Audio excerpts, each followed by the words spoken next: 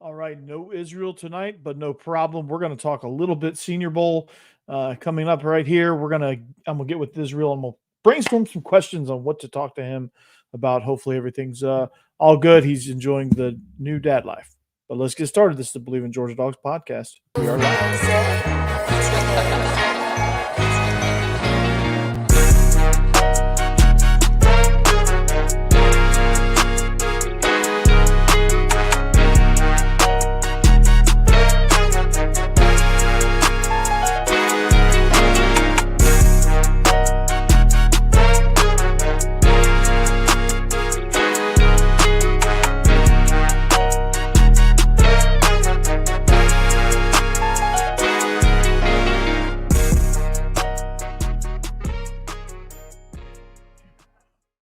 All right. Good evening. Welcome into the Believe in Georgia Dogs podcast on the Believe Podcast Network. Joining me, not tonight, actually, is Israel Troop. He's at a retirement dinner. He's living the new dad life.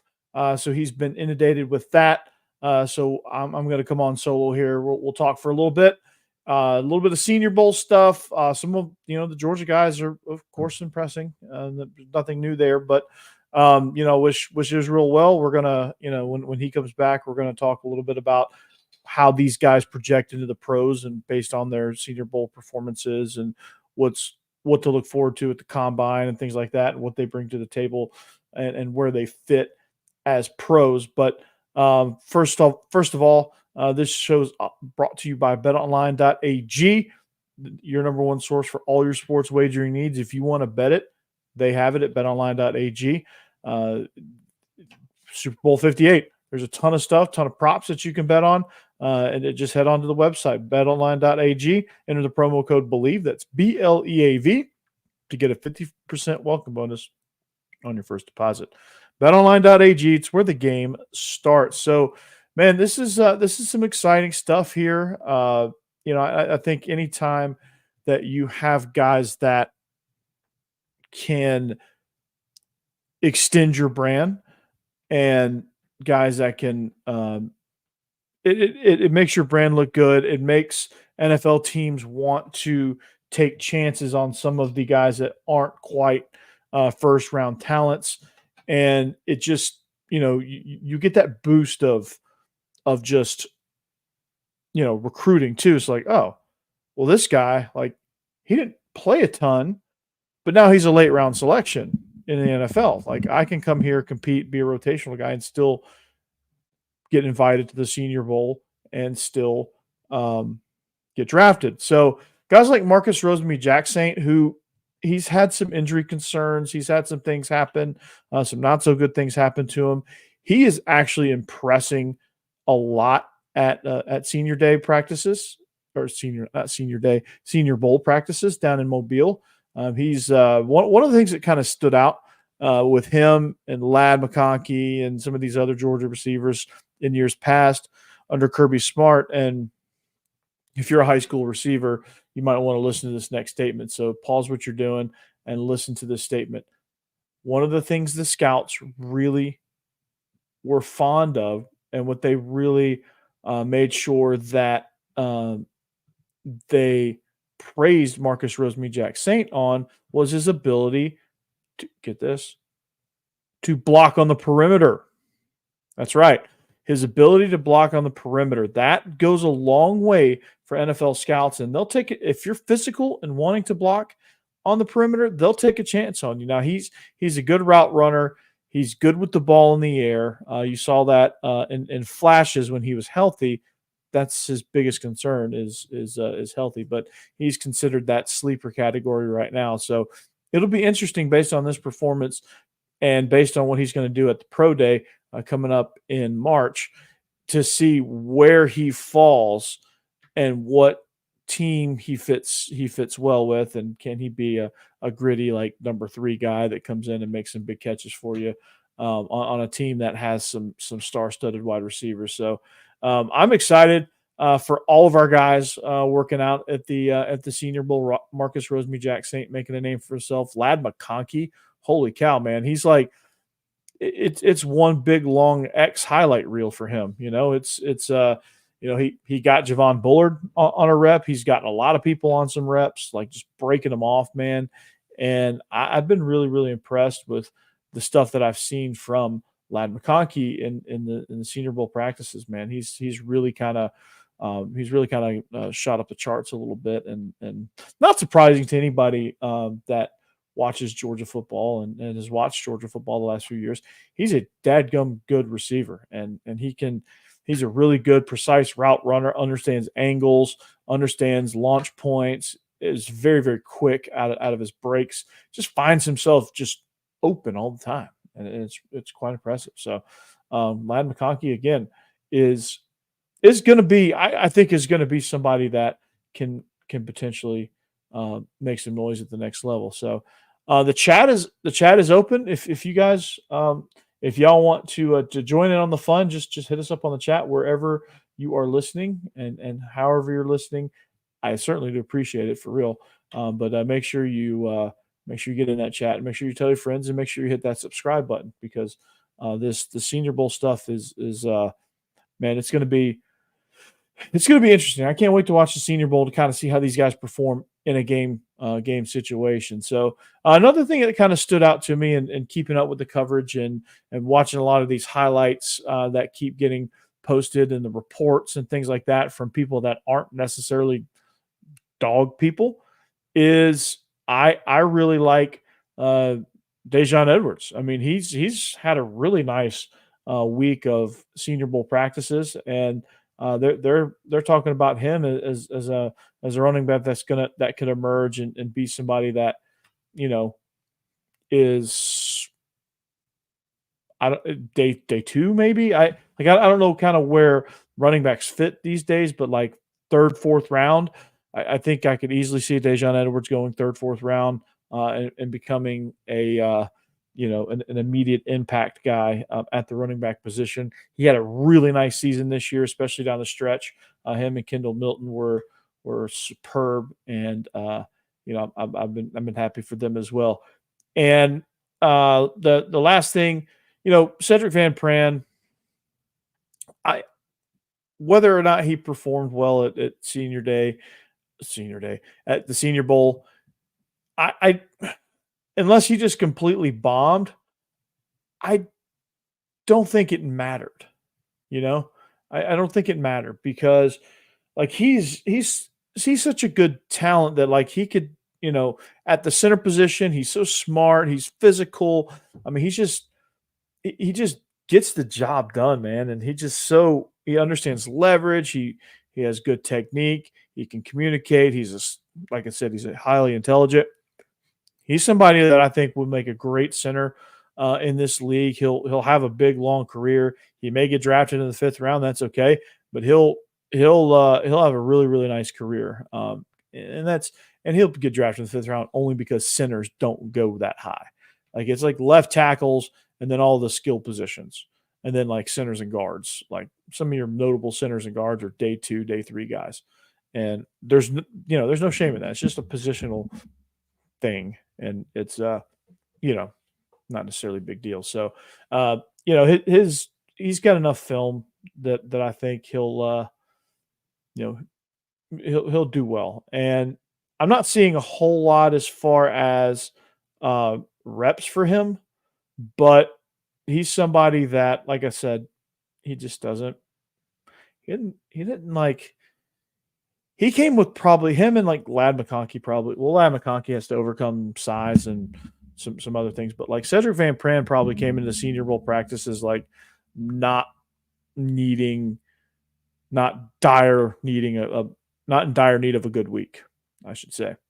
And he's somebody that wasn't desperate to like, it was going to be make or break for him. And he was like fighting for draft position and things like that. He's somebody that I think could only benefit, and there was no risk, and it was pretty much all reward there. And he may have bought himself some an extra round or two. He may have bought himself a few draft stock points and a little bit higher of a slot for him to get drafted in. So it's just always important for these centers to do well, and he's a good one. and he's probably one of the better ones in this draft. So excited to see kind of where he ends up.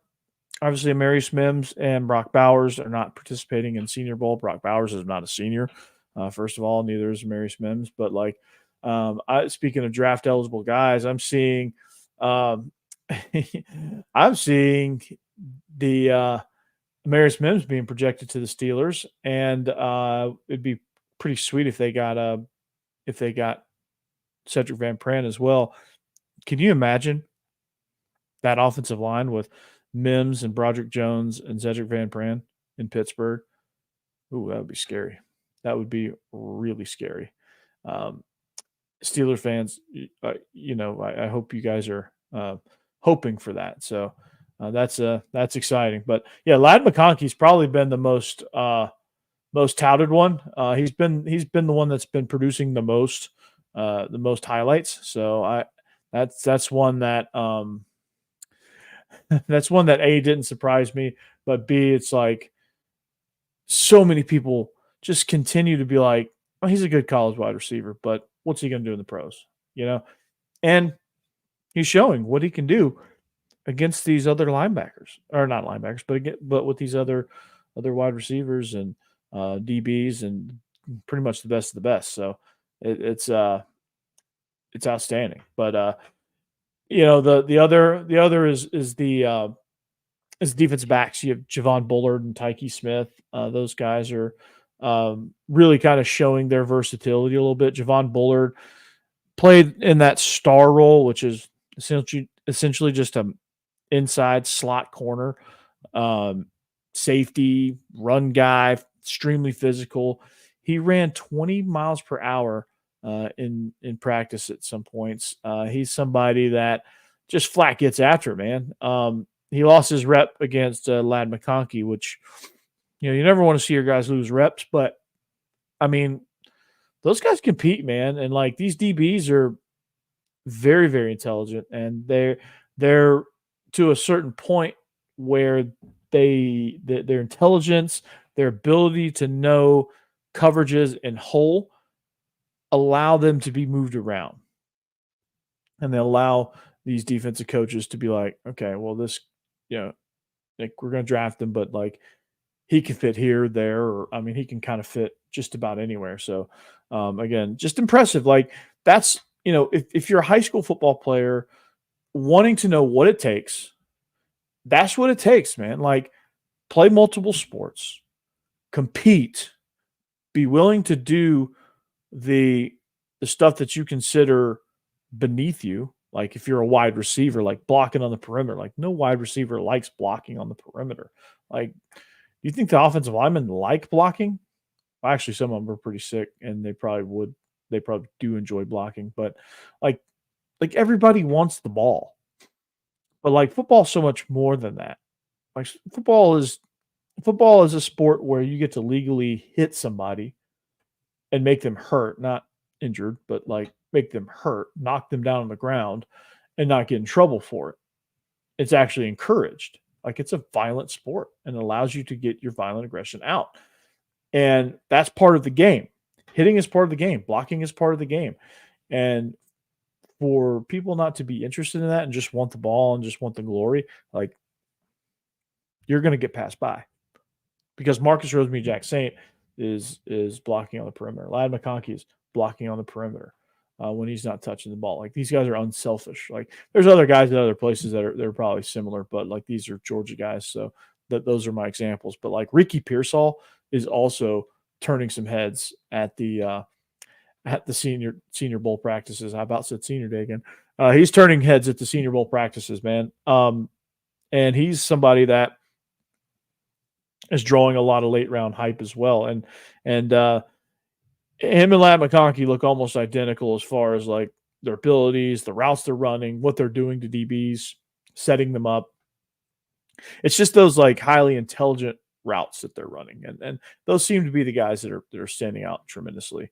Demarcus Robinson, Demetrius Robertson, not Demarcus, but Demetrius Robertson from Missouri. He's turning some heads in his OLDL one-on-ones. He is he's got some of the quickest hands I've ever seen from a D lineman. I mean, he's just getting through these poor Oklahoma offensive linemen, man. They can't touch him, man. Seeing some of those highlights from the one-on-ones, oh my God, it's bad. Like they have nothing. They have nothing. There's nothing they can do. And it's you're just like, oh God. But Jim Nagy, this is another thing that stood out to me. Like, there's a lot of positives that really kind of stood out to me. Like this year it's painted with dogs. But Jim Nagy, who's the Senior Bowl executive director, he said they all have one. Georgia players all share one common denominator: they compete. Right. He went on to say how competitive Georgia's program is, and it shows through these guys. And they understand the intensity that needs to happen at the next level for you to be successful. And part of that, like, shows, like, part of their evaluation is, hey, can they hold up to the rigors of competing in the NFL? Well, Georgia apparently, and other programs probably do this too, but they build their practices and they build their program, and everything's based on competitiveness, and everything's based on getting those competitive reps and getting that, ratcheting up that intensity. So again, lots of things, lots of glowing reviews there for the Georgia Bulldogs, for Kirby Smart and this football program. So the Senior Bowl is a hit. The Senior Bowl players, they're doing quite well. So they're going to project well. So when Israel gets back, I'm going to make this little note here. I'm going to ask Israel, hey, what about these Senior Bowl guys and some of our other non-Senior Bowl guys? Where do they project? How do they project? What teams would be good fits for them?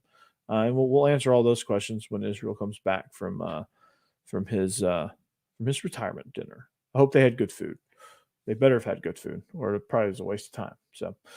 But yeah, that's Senior Bowl, and that's that.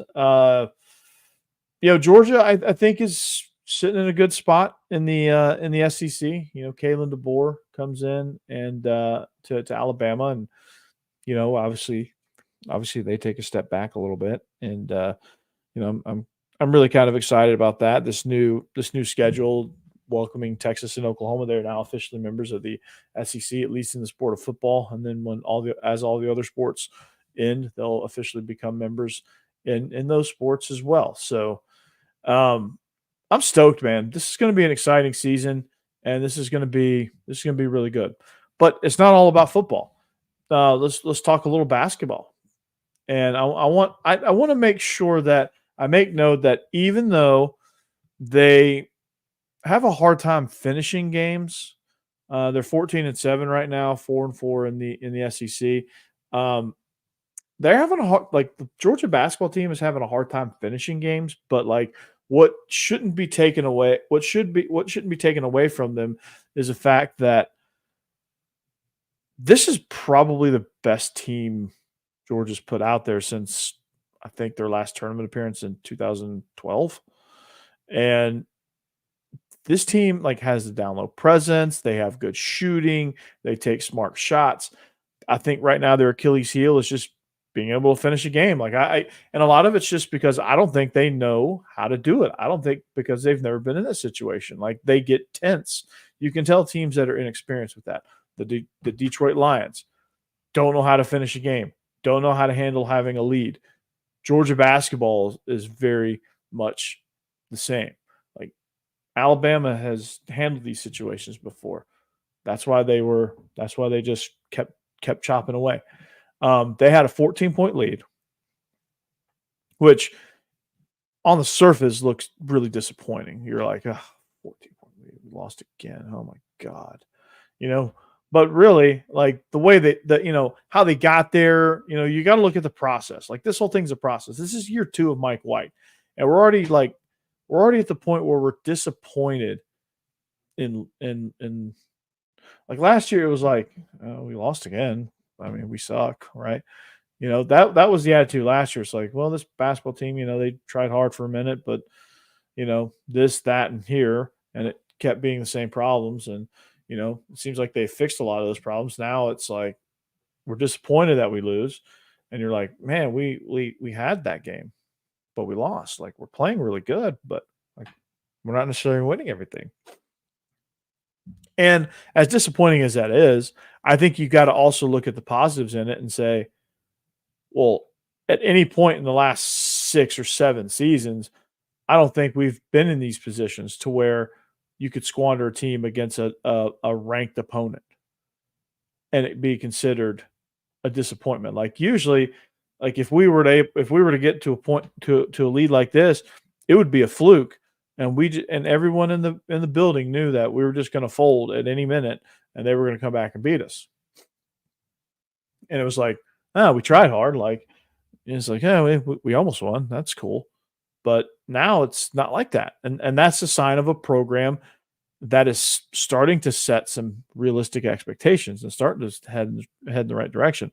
When your fan base is like apathetic about losing, you're not in a good place. And that's where Georgia's been for a while. Now they're starting to see that, hey, we can actually be pretty good at basketball, and they're so close. And then once they kind of start finishing these games, you're going to see a really, really fun turn in Georgia basketball. So this is going to be good, and a lot of these things are fixable. Like, you go on some cold streaks and stuff like that. Free throws were bad, and I think they just kind of got outclassed a little bit in the second half, and they just didn't kind of know what to do. And it probably looked like they weren't trying. They weren't sharp, that's for sure. And turning the ball over a little bit, getting a little bit careless. I think they kind of eased off the gas. I guarantee you what happens. They had a 14-point lead at halftime. They eased off the gas pedal, and Alabama stung them a couple times, and then they panicked. That's exactly what happened, and that leads to bad free throws, poor shot selection, and turnovers. Like that kind of stuff is what it leads to, and it's disappointing, but like it happens, right? And Georgia could very easily be sitting at 6-2. Like they've lost a couple of games like this, and there's 2 games that really could have gone their way, like in a couple against Tennessee. They had a lead and melted away. And then obviously this past game against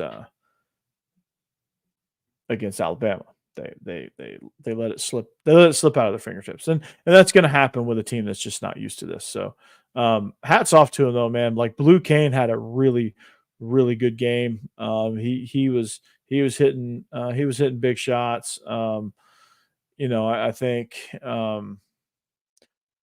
they struggled with guarding Mark Sears, and he's a good player. And so they just, once he gets hot, it's tough. And so this team is, again, it's not the end of the world. I think people like to sometimes think these things are the end of the world. They're not. And everybody's got to know that, and it'll be okay. It'll be okay. So not worried about Georgia basketball one bit. I'm excited about Georgia baseball. I'm telling you, I'm excited about Georgia baseball. Before I get into baseball, Georgia returns. They play South Carolina on Saturday. South Carolina is red hot right now, so that'll be a tough game. Georgia, I just think, has to continue to do what they do to get these big leads. I think Melendez, Noah Thompson, Silas DeMary, and Russell Chua, I think they just need to keep. I think they just need to keep pouring it on, man. They just need to keep the foot on the gas, take care of the ball, and pretend like they're down 14 at all times. And I think if they play with that sense of urgency, they'll play a lot sharper, and they'll start to kind of finish these games. But like great teams, they don't panic in situations to where when the other team starts hitting back. They just continue to do what they do. And B, those teams always play with a sense of urgency, like they're trailing, like they're down.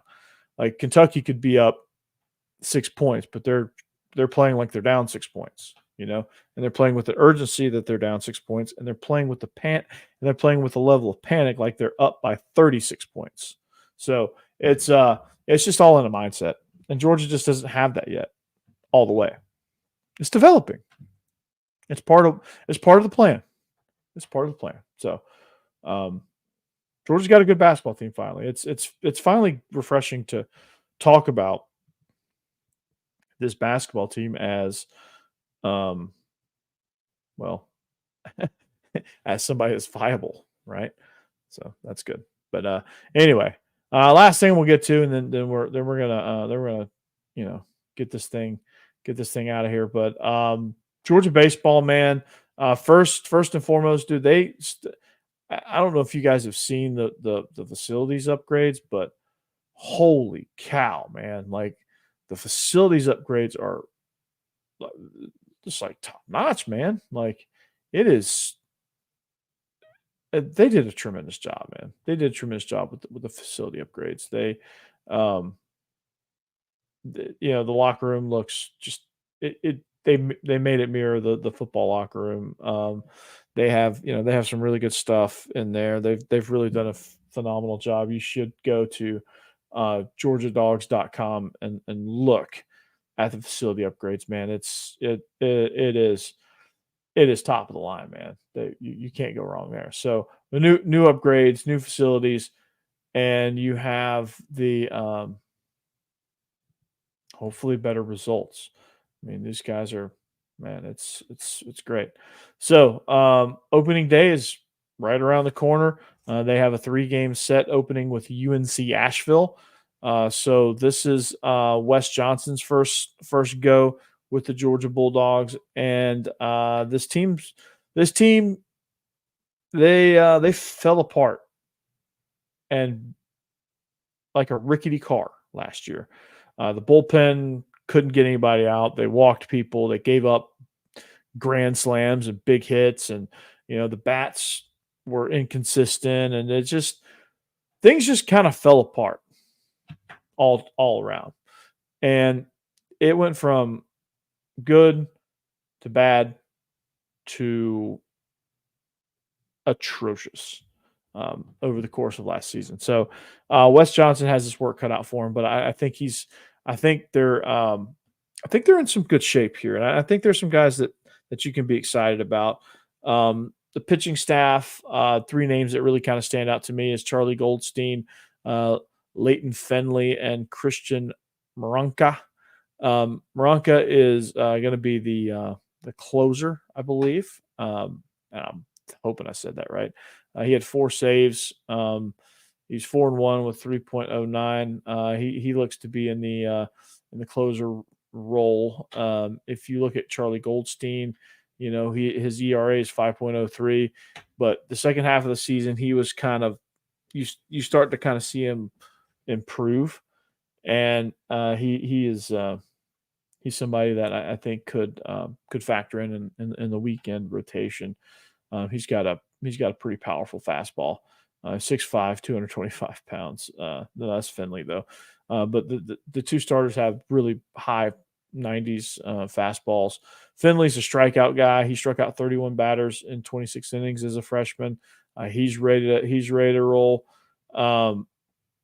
Maranka is probably going to be the closer. Brent Panzer from Stanford, Brian Zeldin from Penn, Zach Harris from Southern, and Daniel Padysack from College of Charleston, Josh Robards from Southern New Hampshire, and Colton Smith are pitchers that have kind of woken up Wes Johnson. And those guys are going to make a name for themselves. Chandler Marsh, Will Pearson, Colin Caldwell, and Coleman Willis all look to compete for rotational spots. You have 3 weekend guys, and you have 1 solid weekday starter, and you have another that's kind of a swing guy that will start on weekdays, but be a spot starter and be a bullpen guy on the weekend. So it's this thing is far from settled. I think a lot of college baseball programs probably don't have their starting rotations completely solidified because like they want to see who fits in where and who's pitching well and who's going to be the Friday, Saturday, Sunday starters, and they got to figure that out and then kind of piece everybody else together. The infield should be really good. Charlie Condon returns, and he might actually play some outfield and some third base too. He played first base a lot last year. He's a versatile guy. He had he hit 386 with 25 dingers and 67 runs driven in. Corey Collins and Henry Hunter and Lucas Ferris, both transfers. They have a lot of guys from the transfer portal. True freshman Trey Phelps, again, are all going to kind of factor in on the corners. Condon will play. If he's not playing the outfield, he'll probably end up playing back at first base because you got these guys that are vying for the third base spot.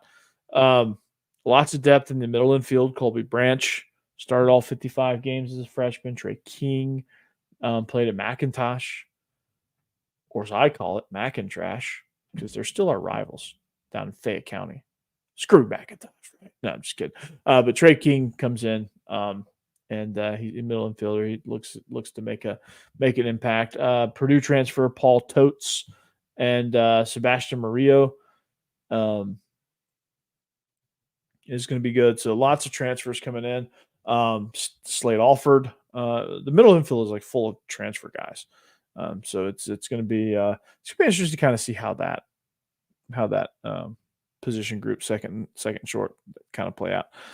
Fernando Gonzalez and Logan Jordan will look at some stuff with at the catching position. Logan Jordan also plays some in the outfield. So I guess the key theme to this Georgia baseball team is versatility, and that doesn't go unnoticed. But there's a lot of infielders, and some of these guys are going to have to transition and play outfield. Like Charlie Condon could play somewhere in the outfield. They have a grad transfer from FAU, Dylan Goldstein, Dylan Carter from Texas Tech, and Clayton Chadwick also with John Morant, not Ja Morant, from College of Central Florida. That's not Central Florida University, but the outfit. This team is full of transfers, so like you don't really know how they're like. There's a lot of versatile guys, and you don't really know how they're going to gel. And hopefully that with the fall practices, they had a little time to kind of understand each other and not just be meeting each other for the first time. But it's going to be, it's going to be pretty interesting to see how this team goes, and I think they could still. I think they could make some noise in college baseball, and I think that they will. And you're going to see a much improved team because that's what they have to be. So, but yeah, I'm excited about Georgia baseball. It's less than 2 weeks away. It's about 2 weeks away now. The SEC is going to be loaded for bear again. You have defending SEC champion Vanderbilt.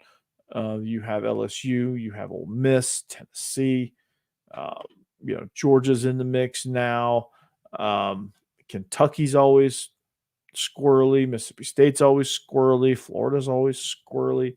Auburn's usually pretty decent, and they're looking forward to their upcoming season. Like they've got some guys coming back, and they're going to be much improved. Like this league is going to be highly competitive, man.